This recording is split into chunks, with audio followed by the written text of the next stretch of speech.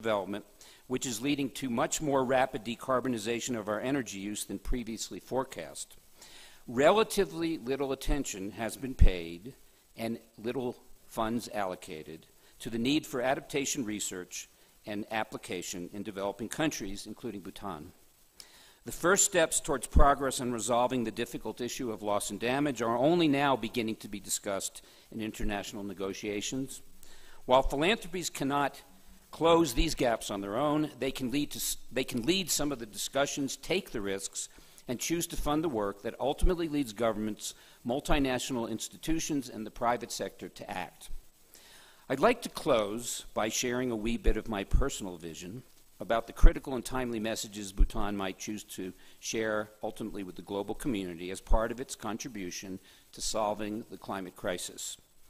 Once again, I would like to quote His Holiness, this time on the subject of forests.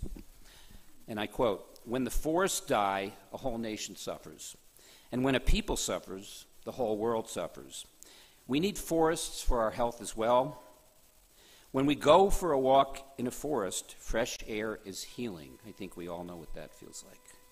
We need green forests. They are nature's great gifts. Forests are good for our soul. In the forest, we find calm that our brain needs for regeneration. Forests are water reservoirs, home to many animal and plant species, and are important as an air conditioning machine that we don't have to plug in. They are a mirror of the diversity of life. Under the wise leadership of His Majesty, the Fourth King of Bhutan, the kingdom made it clear its commitment to long-term preservation of intact forests, forests that we now understand are critical to sequestering carbon. Bhutan codified that commitment in its constitution, and that, honestly, that's something that still amazes me, because I'm not sure it's happened anywhere else in the world. Today, Bhutan continues to take that commitment seriously through planning, scientific studies, and enforcement.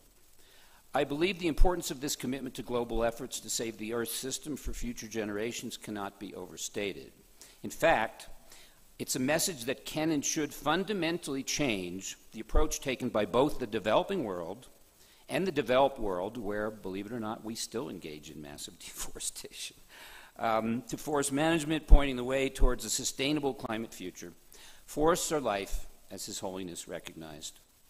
By preserving its forests and working seriously to integrate carbon neutrality into development planning, Bhutan has showed leadership that few nations can match. While challenges certainly lie ahead, and the future will contain many surprises, all of us should work to assist Bhutan as it maintains good intentions and right action in the years to come. I will close with one last passage from His Holiness's book on climate and leadership, and I quote, "Perhaps you should lock up the world's most important politicians in a room for a while and pump carbon dioxide into it until they realize what climate change really means. Then they would probably very soon feel what greenhouse gases are doing to us humans. I often have the impression that politicians do not take climate change and the environment seriously enough. Ignorance is our #1 enemy." From everything I have witnessed over my years of coming to Bhutan, Bhutan doesn't need to lock up its leaders in that room. That's why the Karuna Foundation is committed to the kingdom and why Bhutan can address the climate emergency and share its learnings with the global community in a modest but very powerful and very important way. Thank you for your time today.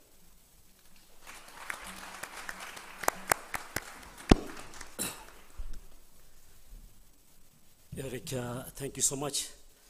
Eric is a very compassionate philanthropist. His love for Bhutan is there, as we have seen from his talk. He's been quoting His Holiness several times, so you can just see where his compassion comes from. Compassion is so much needed for philanthropy, and I think Bhutan is the right place where he is in, and we'd like to really thank you for investing a lot in Bhutan. I think you're investing in compassion, you're investing for good things, and you have reaffirmed the need for forest. If the forest dies, the nation dies. Thank you so much, Eric, for trying to keep our forest alive, our nation alive. So the way we'll go about is, I'm sure some of you will have some questions to ask. Before we do that, I would like to first complete the presentations from all our 3 speakers. Now I'd like to take the pleasure of introducing our next speaker, Dr. Adil Najam.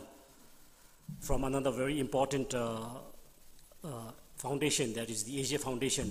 Dr. Adil Najam is a public policy scholar whose teaching, research, and public engagement focuses on international environment and development policy with a particular emphasis on climate change, on global governance, on diplomacy and negotiation, and on human security and human development. Beyond this, he works on selected issues relating to the politics of South Asia, youth and development, and higher education in developing countries. In 2014, he was named the inaugural Dean of Boston University's Frederick S. Pardee School of Global Studies, a position he stepped down from 2022 when he was appointed as Dean Emeritus. He is also a professor of international relations and of Earth and Environment at Boston University.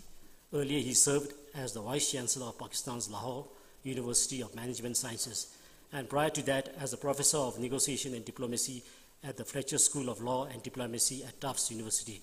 It's a pleasure to have Dr. Adil Najam here. Dr. Adil, the floor is yours. Thank you. Thank you. Thank you so much for that wonderful introduction and making me sound more important than I am. Your Excellencies, friends, colleagues, it is a great pleasure. It truly is a great pleasure to be in Bhutan, to be at the JSW Law School, to be with you on this really important topic. And thank you, Eric, for those the inspiring words, which I will try to sort of build on. I bring you greetings in particular from all of my colleagues at the Asia Foundation. I serve on the board. I have the great honor of serving on the board of the Asia Foundation, and we are mightily proud of the work that the foundation is being able to support here in Bhutan and including at the law school. And thank you for all you do, and congratulations for all you have done on behalf of all of our colleagues who are here with me.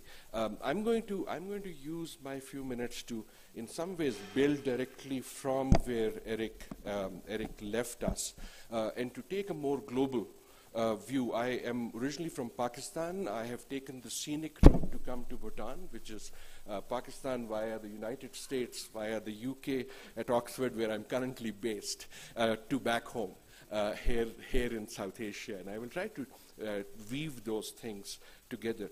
In my few minutes, with your permission, Chair, I want to raise 3 questions.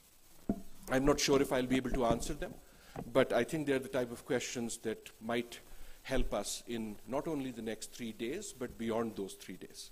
The first of them is a question very dear to me, which is, what is the climate telling us? Not what we are telling each other about the climate. We talk a lot about the climate. Unfortunately, I do not think we listen enough to the climate. And I want to spend just a few minutes before I come to philanthropy to use my professorial cap to think about what is the climate telling us at this moment, on this day in January, at the start of the new year. What is the climate telling us? The second is something which I know the Dean has thought a lot about, and you have thought a lot about. Why think law?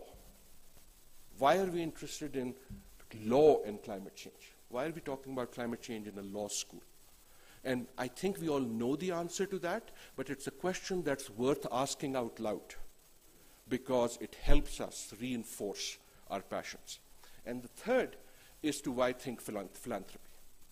Right? So that's the little sort of schema of my next few minutes. And as I do that, the proposition that I bring to you, I hope the screen is working well. We are doing it through Zoom, but hope technology works. The proposition that I bring to you is that the onset of climate change fundamentally changes the nature of climate policy. That in fact something has changed. It's not just evolved over the time that I've been working on it and you've been working on it. Something in the last few years has fundamentally changed, and in the age of adaptation, law and philanthropy must play new roles. So the change is fundamental. I'll come to that. What is the change? The change is what I call the age of adaptation. Climate is no longer a future issue. I grew up thinking of climate as something that we needed to avoid. The goal was to stop climate change. That's still the goal.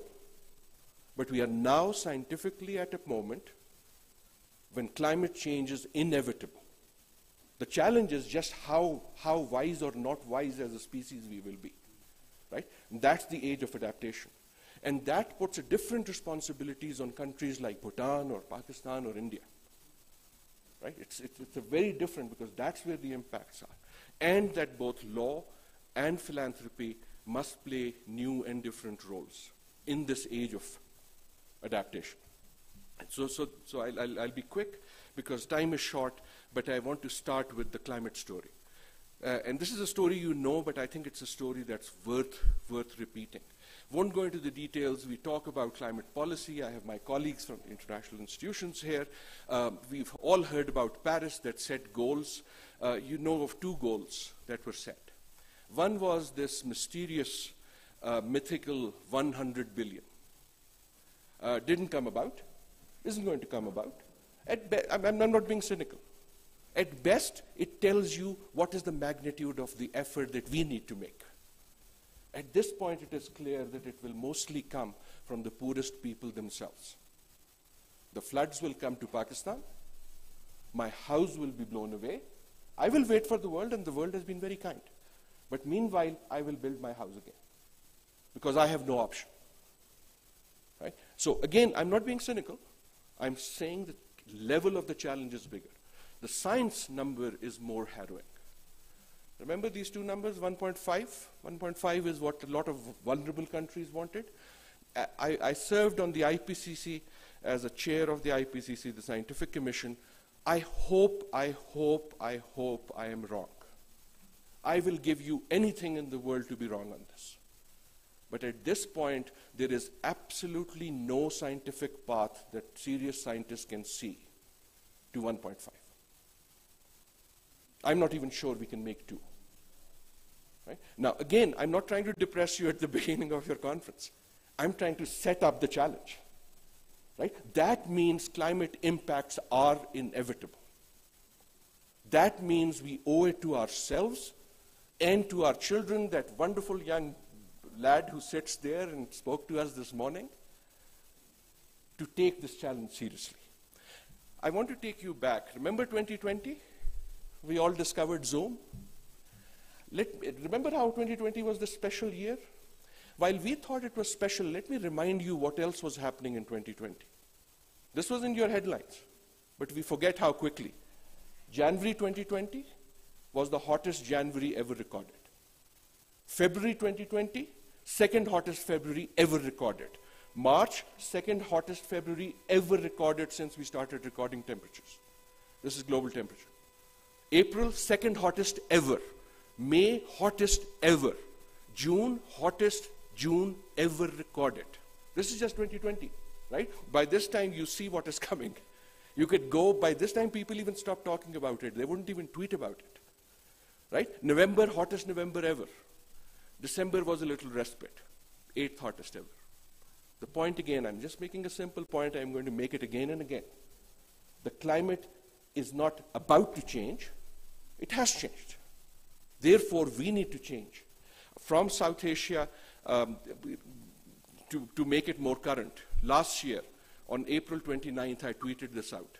By my calculation, on April 29, 2022, 1 billion people, 1 billion people in our region, South Asia, were facing temperatures of 100 degrees Fahrenheit or more. That is not right, not on the 29th of April. I've lived in 100, I know that. I'm from Lahore, I understand 100. I can live with 100. But not when it happens in April. Not when it happens to 1 billion people. Right? That's the type of challenge. And again, I fear that I'm being scary, but I'm not trying to be. I hope you can see the colors on this. This is actual data for every month for which we have data of how the world's temperature has changed. The first circle is 1.5, the second is 2. This is not future data. I have now promised myself I will never put up future data, because that makes people think as if we have time. This is current and past data, and that stops at 2016. Now you might be thinking, that's fine, Professor, but I don't live on planet Earth, all of it. I live in Bhutan or I live wherever. So I took the same data, and for every place on Earth for which we actually have numbers, ever since we have actual data, what does the climate look like? Choose your place. Choose wherever you think you are interested in. And, 24, 1935, 1939, 1945, that clock is ticking on that graph of what is happening to climate, right? I realize I'm sort of doing the climate talk here more than the philanthropy, but I'll come to it in just a minute, right? This is actual climate, actually changed, right? And that is what brings me to this thing that I call the age of adaptation, right? We're not going to make 1.5, unfortunately. Therefore, we have to prepare for what the world looks like when we don't make 1.5. I'm going to skip this slide, but essentially what it says is, this is IPCC work I've done. What does it mean to have a 0.5 degree change? What it means is that the likelihood of extreme heat doubles. What it means is the likelihood of drought increases 3 times, 300%, right? And that is what brings us to the age of adaptation. I'm going to only use 2 more slides and then come to the philanthropy part. And we usually don't talk enough about climate and nature. What happens in the age of adaptation? The most important change is going to happen in nature. And I've purposely chosen that picture.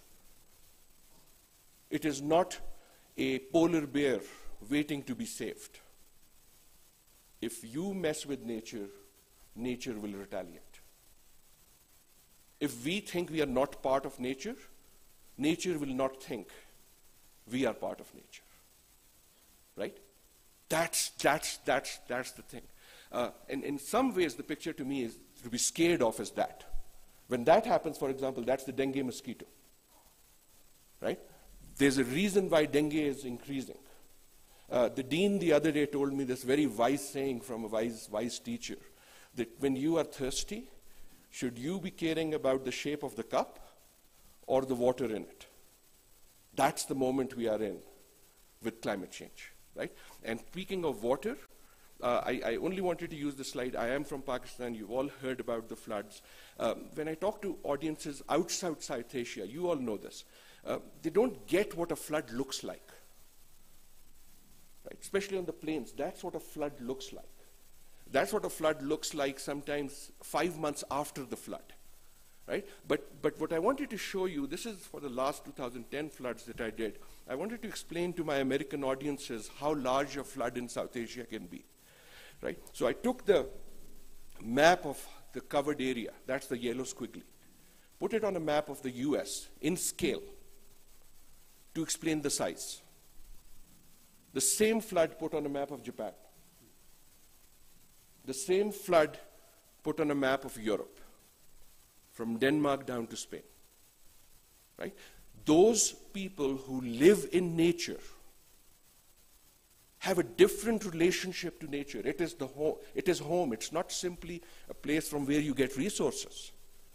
It is a place that gives you life, right? And I won't have time to go into this. This is work, and Dechen from UNEP is here very kindly supporting this. We've been doing in Pakistan to think of the river in our case as a living thing that needs to be respected in order for it to continue protecting us. A river that has sustained us for 5,000 years, will we be able to sustain it for another 50?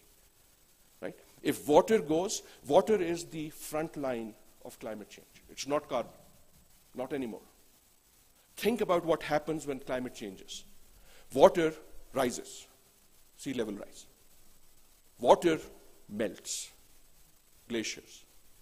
Water disappears, drought. Water falls from the sky like no one's business.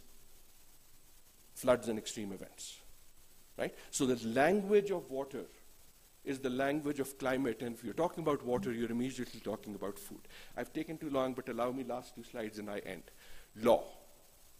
How does law change, or what is law's responsibility in the age of adaptation?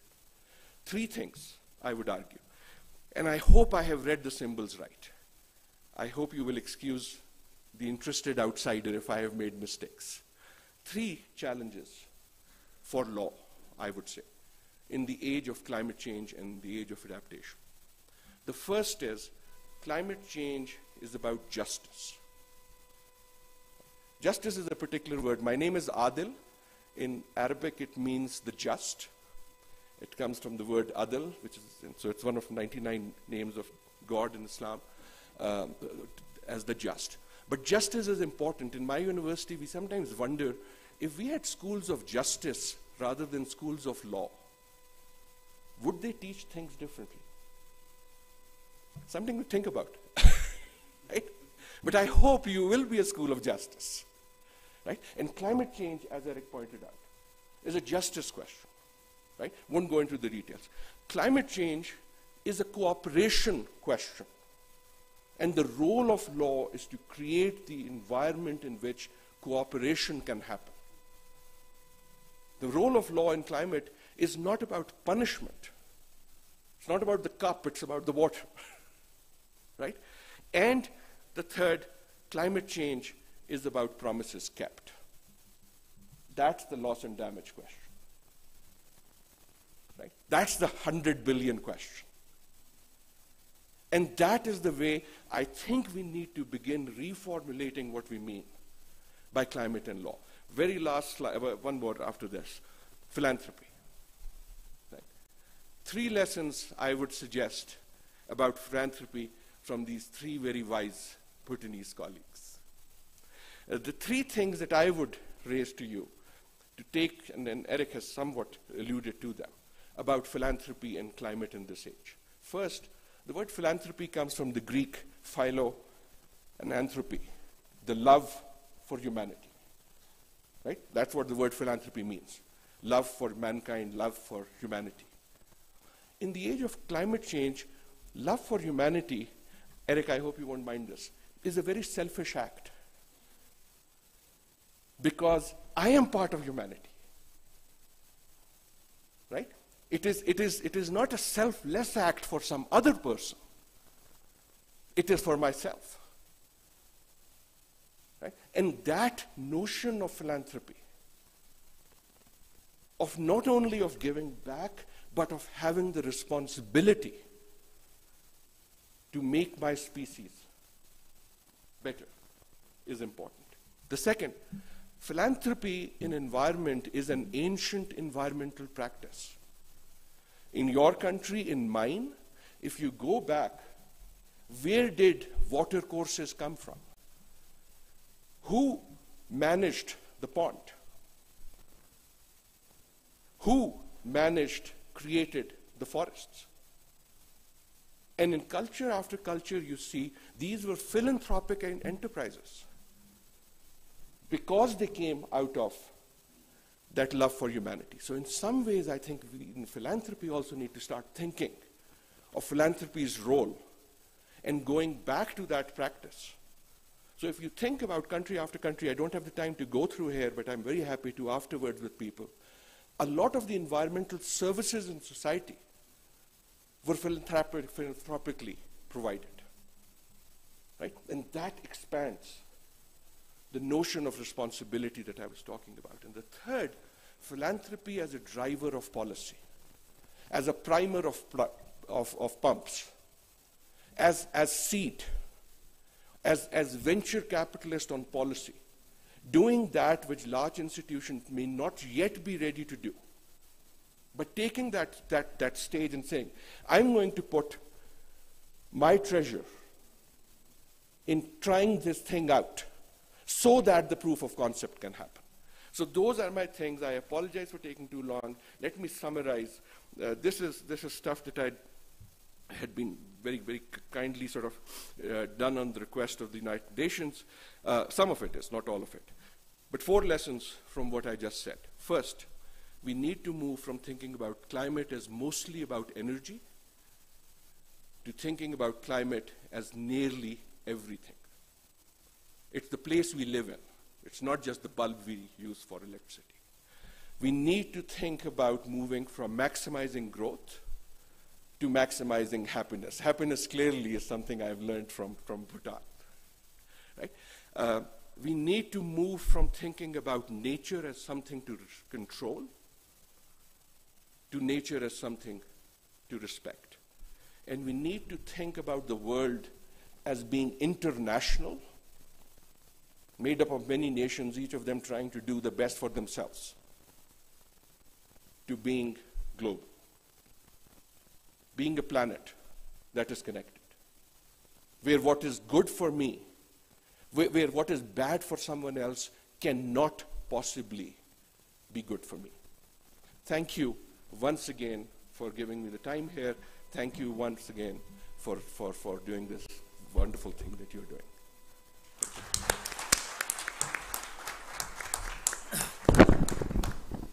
Thank you, Dr. Adil, for that very thought-provoking presentation. I'm sure many of you would have got a few questions to ask.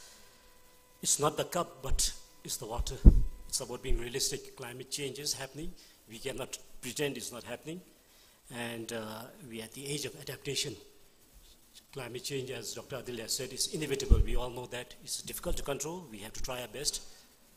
At the same time, we have to try to adapt to this age of adaptation. So, as I said, I'm sure you'll have questions if you can hold on to it, and later we'll get to it. Now I have the pleasure of introducing our next speaker, Dr. Owen, who is the Director of External Affairs of the Green Climate Fund, which is the largest global fund dedicated to helping fund climate change in developing countries. She leads the fund's work on strategic partnership, resource mobilization, communications, and advocacy. Dr. Owen has been an active advocate for sustainable development, climate change, and water security. She served as the first president of the United Nations Assembly, Environment Assembly, the governing body of UN Environment, and also served as the chair of the Global Water Partnership, an intergovernmental organization and a multi-stakeholder partnership advancing water security.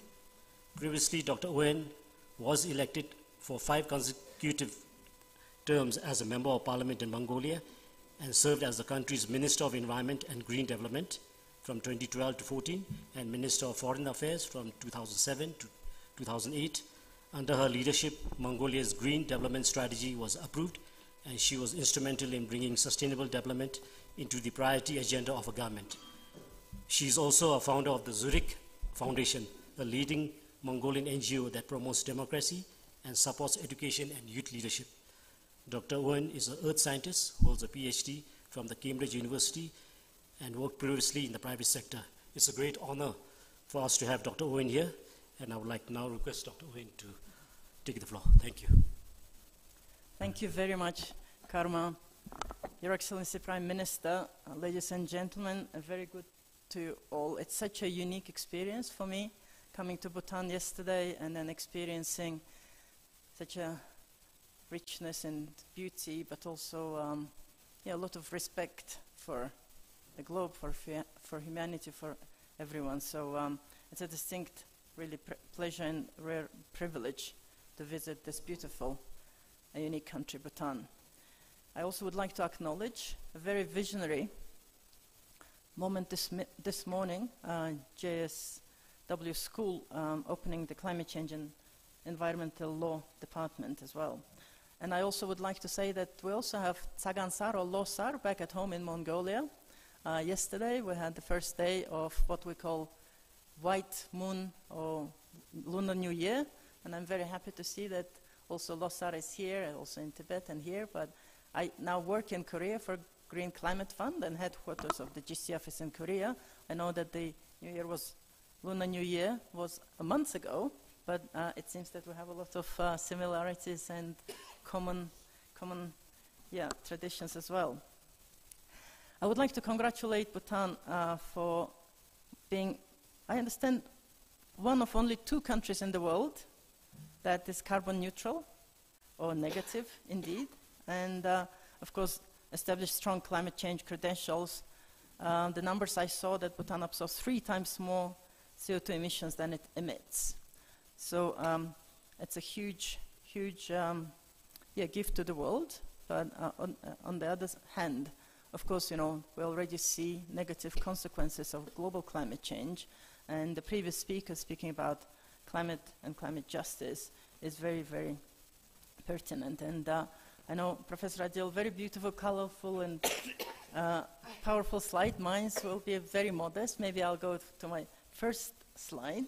I would like to speak about climate finance. Of course, the session is about climate and philanthropy, and climate finance, global climate finance, which includes philanthropic finance, but also there is also multilateral finance. Of course, you are familiar with the World Bank, Asian Development Bank, sort of the development banks, but there are also multilateral finance institutions like Green Climate Fund, and it was created or set up, more or less we became operational just before Paris Agreement, and it is also about justice. It's about developed countries contributing to the fund, Green Climate Fund, that will be allocating, supporting finance in developing countries, both mitigation but also adaptation projects. Maybe the next slide. Or maybe I can use, maybe I can just ask about, moving. Not sure. I don't know whether the slide will, good, I think it works, no? Or maybe I'll just ask from here as a next slide. Next slide. So we're very proud to work with Bhutan and support climate projects together with our partners, WWF, Worldwide Fund for Nature, UNDP, but also Gross National Happiness Commission. Recently, Bhutan Trust for Environment have been accredited with GCF, and I really want to move the slides. The next one, right? Maybe the next slide. The next slide. Yes.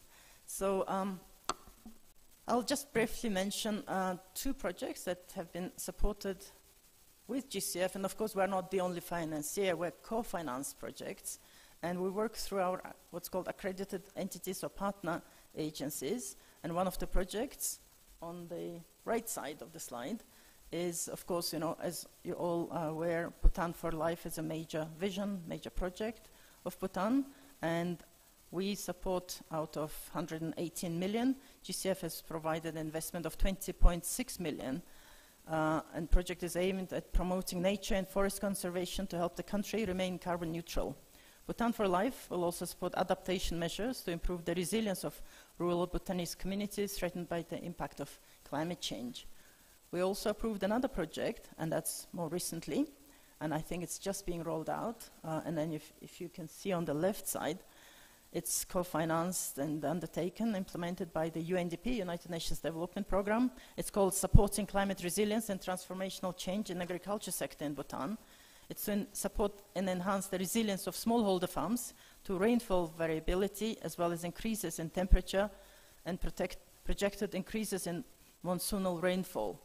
Enhancing the resilience of the population engaged in agriculture, including the transition from reactive to climate-informed planning, is fundamental to meeting the government of Bhutan's, of course, aspirations on climate-resilient, low-carbon development. Again, out of 58 million, which is the total funding of the project, GCF has been providing 25 million. Again, it's just starting, and we look forward to seeing the implementation. The need, of course, everybody understands that the need for urgent climate action is more acute than ever, and nations must urgently transition from fossil fuels to prevent a catastrophic future on an overheated planet. So mitigation, very ambitious action is very important. At the same time, of course, adaptation action at the same time is as important. And as we've seen recently with the floods in Pakistan, vulnerable people, women and children are affected the most. So unfortunately, we've seen in the last few years, and when Professor Adil mentioned about 2020, of course we all know also pandemic started in 2020, and recently, also Russia's war on Ukraine, leading to higher prices for oil, energy and food, also higher transport prices, that's fueling consumer price inflation, and that's worldwide. Energy and agricultural commodity markets are volatile, so if you look at the finance, but also decision makers, the policies, it seems that there is an overwhelming number of crises and challenges that the globe is currently facing. But at the same time, climate change and climate crisis is a threat multiplier, so-called. we're talking about potential extinction. So this is the major risk that the world is facing and needs to be urgently addressed. And if we were to move from the pandemic to the, what we call recovery, from the economic recession to the recovery, of course the best if that recovery is done in a smarter, and then we'll leapfrog to greener, cleaner, and other investments rather than just subsidizing, promoting fossil fuel and sort of environmental biodegradation. We all know that this decade is now called the decade of nature and climate action, because we need to halve the emissions by 2030, it's very soon, and half again the decade after, and then reach net zero by 2050. At the same time, we have to reverse the biodiversity loss. And of course, these are really enormous tasks. But this can also be the disruptive decade with innovations, technologies. Imagine the scale of transformation that is needed. And that can offer huge opportunities, could also mean major opportunities that are forthcoming. Maybe with the next slide, you may have heard about the major momentum on net zero. With the next slide, you will probably see that now almost 150 countries across the world, equals to approximately 90% of the global economy and 80% of total emissions. Maybe we can go to the next slide. There was and the next slide. I think there were a couple of slides on, but I'm very happy to share the slides, of course, with the students. And the next slide. So there is a major momentum on one side being built. Initially started, of course, European countries, Japan, pledging. Then, for example, again, Republic of Korea, where based, pledged that it will become carbon neutral by 2050. China pledged that by 2060 they will become carbon neutral. Even India, everybody was expecting and criticizing how slow, by 2070 that they will become carbon neutral. And of course we're seeing definitely public support and pressure and demand, especially from the new generation. And of course private sector is becoming much more aware and started seeing that it's smarter and more competitive to go greener. But of course pledges are pledges. It's much more difficult to translate those into legislation, into concrete policies, roadmaps, and into concrete actions.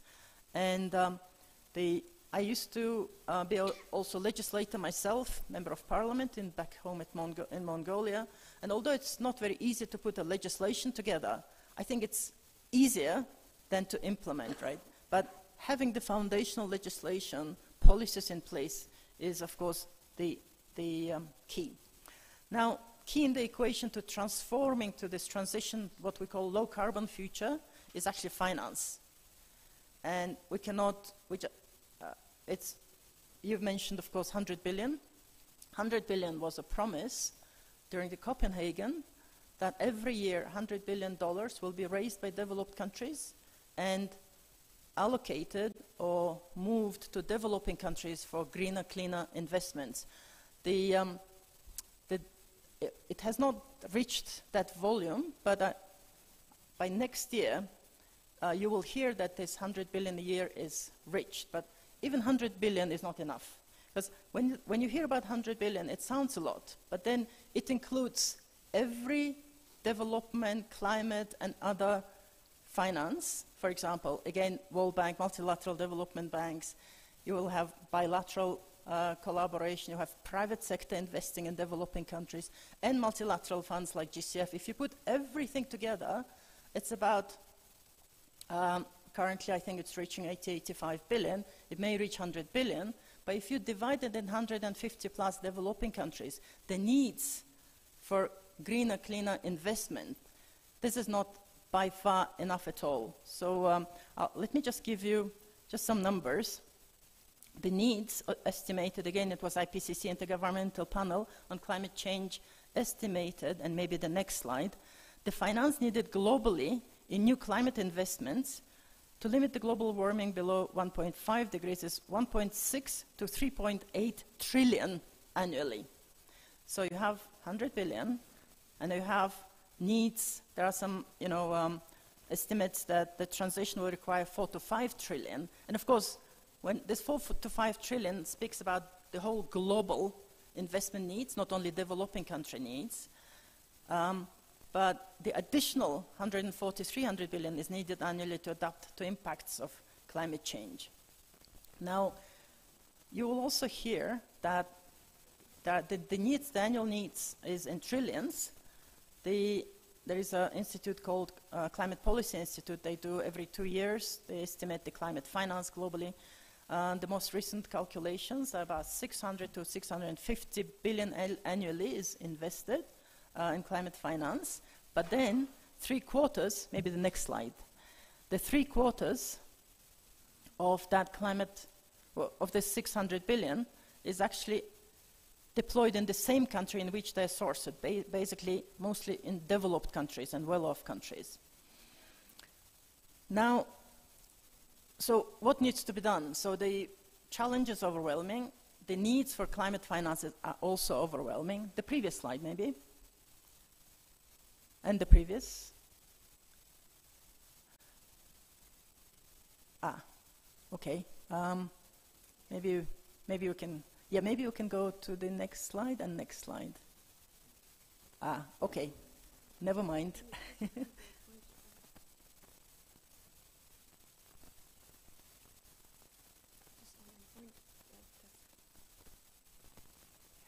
Very good, very good. Thank you so much.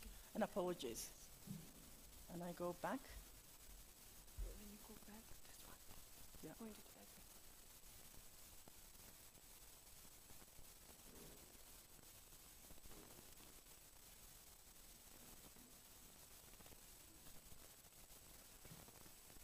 Or maybe I can just say the number.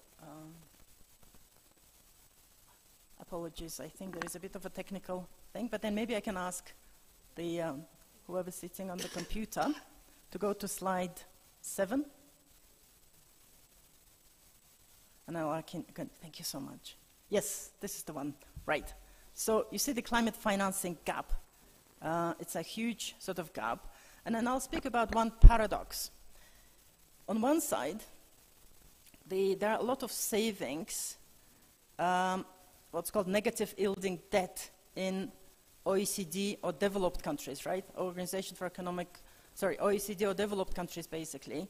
There were some estimates, for example, that in 2021, 18 trillion of negative yielding debt and basically savings is sitting in those countries. But on the other hand, when I say negative yielding, basically it's no interest or low interest. It's not making any sort of interest, right?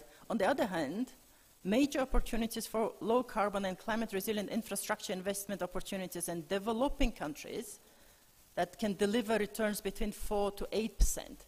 And of course, we all know that, it's not very just, one would have thought simply that the investment will flow from one to another in search of higher yields to climate-friendly projects where it can be both meaningful and bring sort of higher returns. But of course, this is not the case because on one side, there is a lot of perception of risks in these types of investment in developing countries. There is a significant market barrier. There are also not only, investment risk, but also regulatory and policy risks. And at the same time, they can bring potentially, attractive returns. So what needs to be done is the public finance, international climate finance, but also international development finance. And when we say development finance, these are the World Banks, ADBs, and other sort of even bilateral aid, but also philanthropies. They had to enter to de-risk the investment into developing countries, to entice that money and capital sitting in developed countries by de-risking, giving some grants, giving more sort of concession, sort of blending in some of the concessional finance so that private sector can also be enticed and brave enough to go and invest in developing countries. And that's actually what is being also recently talked about with the, for example, the major sort of what's called Bridge Town initiative. You may have heard of this recently, but there is a major call for a change for multilateral development banks to take more risks. They don't have to have just AAAs, they take more risks. Now that there are all these global crises that are happening, including climate change, you have to co-invest with private sector, you have to co-invest with philanthropies, you have to co-invest with the public sector in developing countries so that you blend in this highly concessional capital, whether it's grant. We also, for example, with GCF, we also invest what's called first anchor equity, first loss anchor equity. There are green guarantees. When you say first loss anchor equity, it basically means I invest with you, but if there is a loss in that project, I take up that loss if it goes bankrupt. But that's okay, because we want very quickly to help countries to leapfrog to greener investments, right? So how do we make sure that $1 of public money, but also philanthropic capital, moves and shifts $10 of private finance? Because just relying on public sector money, just relying on international development money, and even philanthropic money is not enough, is not sufficient to move, to make the major shifts and make the major systemic shifts. So that's why everybody has to get involved, whether it's private sector, whether it's national government, whether it's internationally, but that's where also justice comes in, where developed countries have to chip in much more than before. When I say the negative yielding capital, of course, pension funds, institutional investors, insurance companies, sovereign wealth funds, and asset managers. So they're also expressing strong interest in investing in sustainable assets, but they're deterred by perceived risks associated with green infrastructure in developing countries. And that's why there is the call for fundamental changes in the way the financial system works. Now let me try to move to the next slide quickly.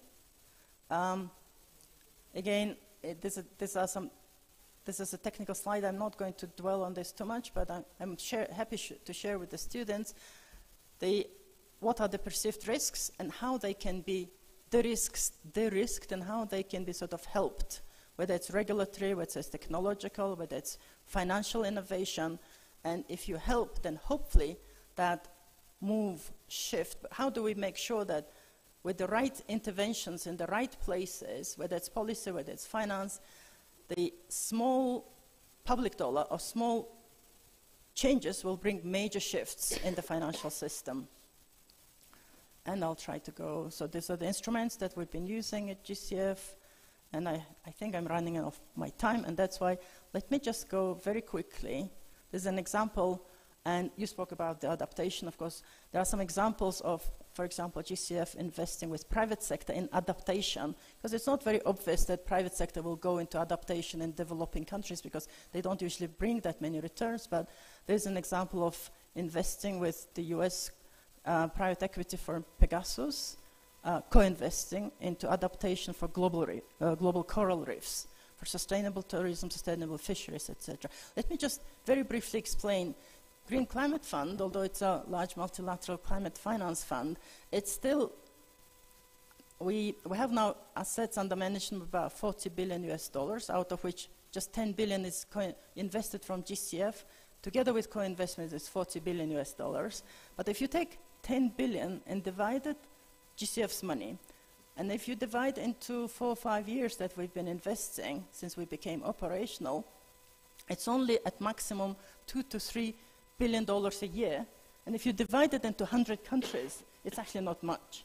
So that's why, how do we leverage, how do we make sure that $1 actually can move other dollars as well? So the example of, for example, this Pegasus working with us is we're investing 125 million to entice another 650 to move into investing in a dozen countries into supporting sustainable businesses for coral reefs, for example. And I will maybe just mention very quickly about my country, Mongolia. And one of the projects that GCF funded in Mongolia is to start up a green fund or green bank. So it's called Green Finance Corporation. So very simply, $50 million. If you want to start a new green bank in Mongolia so that they can be more competitive against brown investments, right? So out of 50 million, and again, we're a small country, but population, I thought it's small, 3 million, but of course Bhutan is even smaller. But 50 million, a small, nice sort of, but big enough for Mongolia, a green bank. And it will be very difficult to set up a new green bank in Mongolia, right? It will be, high interest rate. So it will be very difficult. Investors or equity will be also quite costly. But at what, for example, Green Climate Fund does, provides 25 million, half of the 50 million. And out of that 25 million, 6 to 7 million is equity. But it's what's called first loss equity. So I invest so that I entice government to invest. I entice either commercial banks to invest and maybe international, and we'll set up a bank. And that bank invests only in green, and then also reduces risks, reduces interest rates compared to brown or non-environmentally friendly investments. So changing the financial system of the country is also one of the key things that we try to do. We have a nomadic, traditional environmental nomadic herding, what we call pastoralism.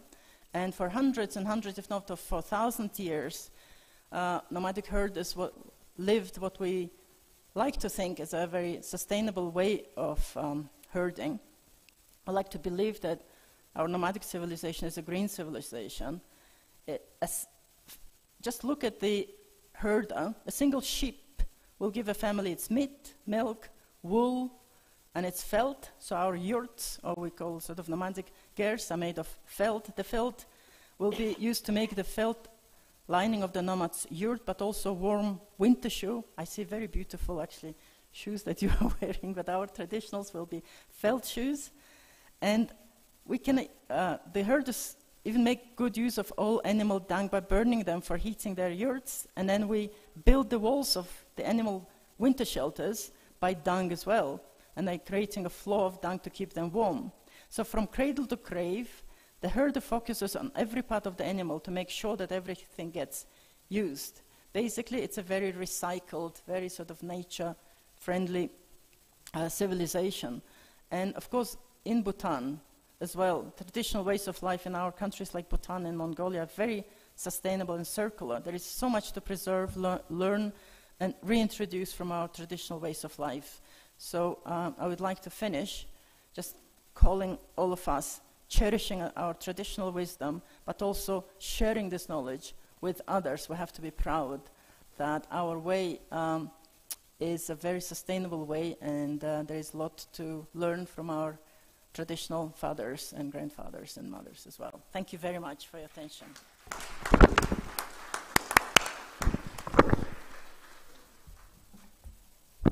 Thank you, Dr. Owen, for the overview on the Green Climate Fund. As you would have seen from there, actually, there's lots of money being poured in there, concerns raised by philanthropists, by developed countries, but still that money is still not enough. That is the extent of damage that has been caused to the world. We talk of 2050, as mentioned by Dr. Owen. The target is set to 2050, but many people still feel it's not about 2050, it's about today. Actions need to be taken.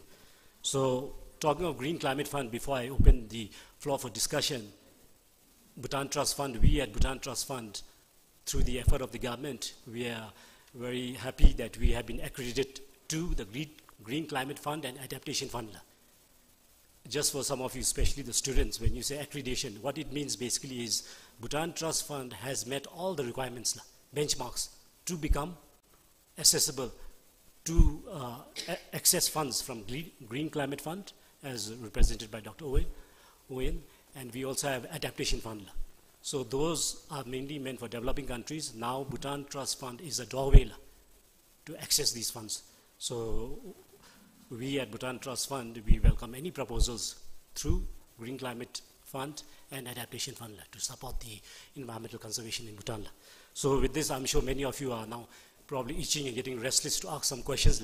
May I now, of course, thank our three eminent speakers for a very inspiring eye-opener to many issues on climate crisis. So with this, may I now open the floor for any questions and take advantage of our experts being here to answer your questions.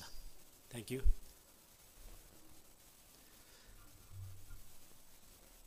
Please, it always takes somebody to break the ice.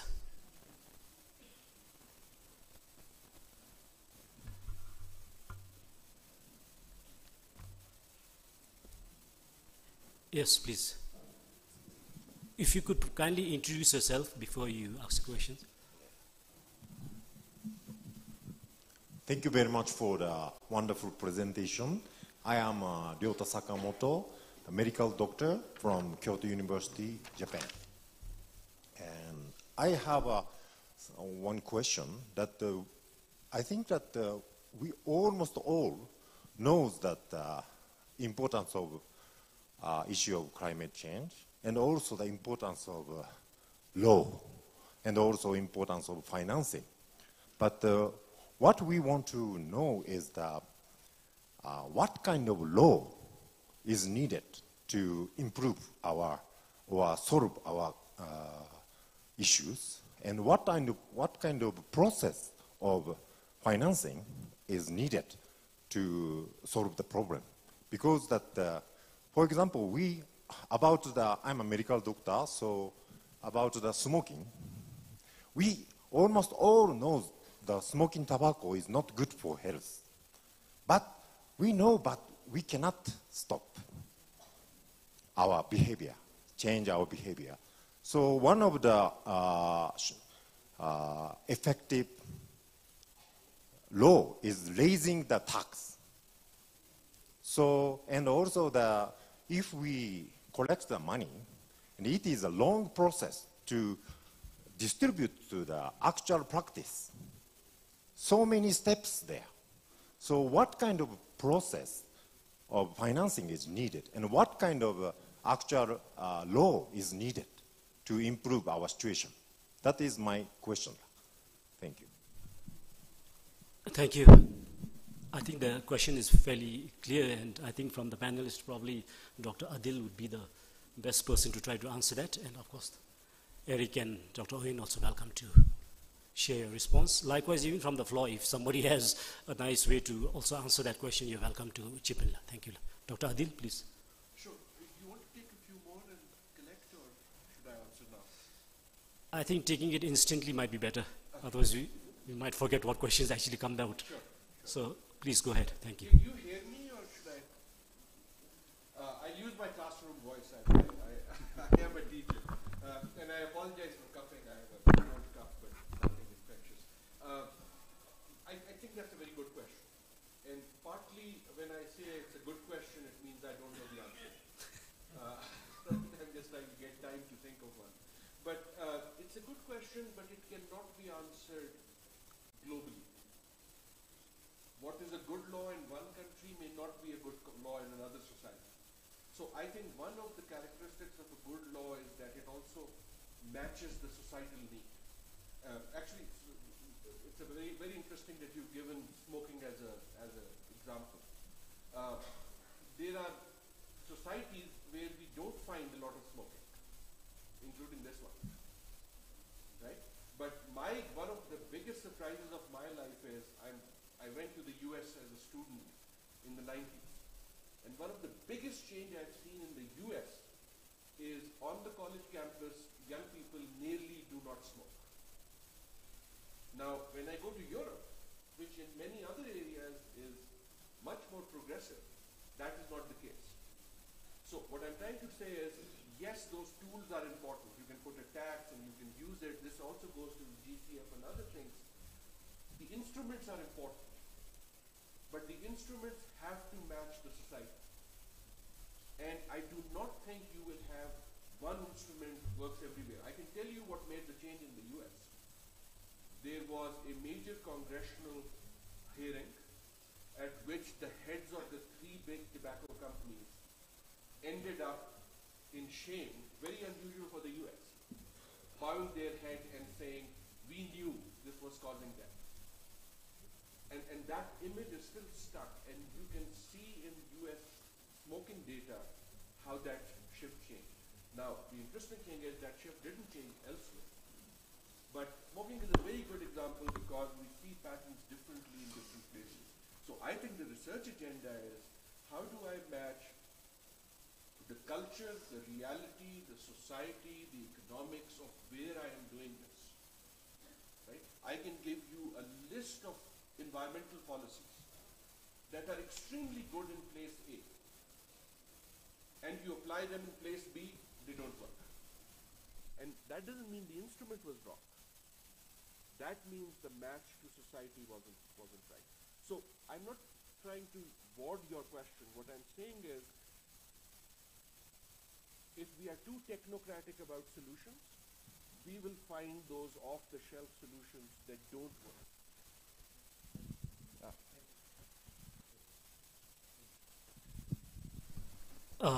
Thank you, Dr. Adil. I didn't mean to cut you. Yeah. So, thank you. So, if you understand correctly what Dr. Adil basically says, the question was, what sort of a law can we have to stop this climate crisis? Basically, you cannot have a universal law. The law has to be conducive to the area, the country, the place. So, it really depends. In Bhutan, if I speak on behalf of my country from Bhutan Trust Fund, we are very lucky. We already have laws, policies inscribed there. We have a good starting point, which other countries are trying to fight to have laws inscribed. As a first step in Bhutan, we have it already inscribed. We only bear the challenge of implementation, which is, of course, being fixed by many of the CSOs, government agencies. But what the point is, Bhutan is ahead, at least in terms of policy, regulations, laws. We have it well inscribed. Now it's just the people here who are studying law, how well you can execute it. So, yeah, sticking to the same question, if anybody else likes to share their views on it. Eric, you'd like to? Sure. I'm going to talk, can folks in the back, okay, here's that microphone. Oh, it actually works, woohoo. I'm going to talk a little more about politics and policy than law. I hope that's okay, because that's how my brain works. The international discussion in the last few years has transitioned to the carrot and stick discussion to some extent. By that I mean, I'm going to put more developed world. The U.S. Congress passed the President Biden signed recently what was accurately termed inflation, but it's a carrot to promote adoption of renewable energy, smart practices by business, by incentivizing it rather than penalizing it. Historically, governments dealt with these problems by regulation. Regulation brings a certain set of problems with it. I'm a fan of regulation in many contexts, if that matters. But in the developed world now, what you're seeing is the United States passed this legislation. The European Union is moving in exactly the same direction because they don't want to lose the race to renewable energy businesses that can generate enormous jobs, et cetera. And China's been at this for a long time. They now control the solar market and increasingly the wind market. But that was done through central planning, which I'm not going to address exactly. When it comes to developing countries, I think one of the more important elements that I alluded to in my speech is right intention. And Bhutan has that in spades, but the money is lacking in many cases. So, I'm vaguely hopeful that the developed world will continue to step up, or will start to step up and provide more financing. But there's also a role for the private sector and philanthropies, as we alluded to.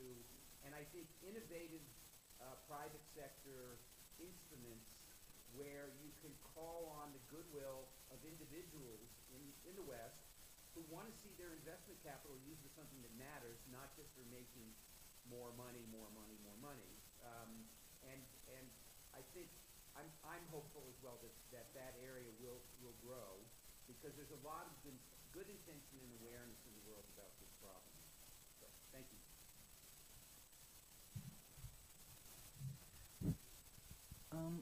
Yes, I think it's very, very important.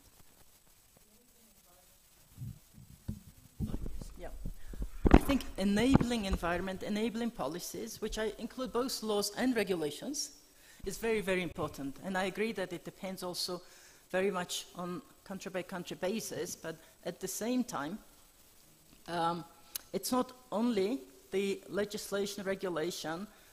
We've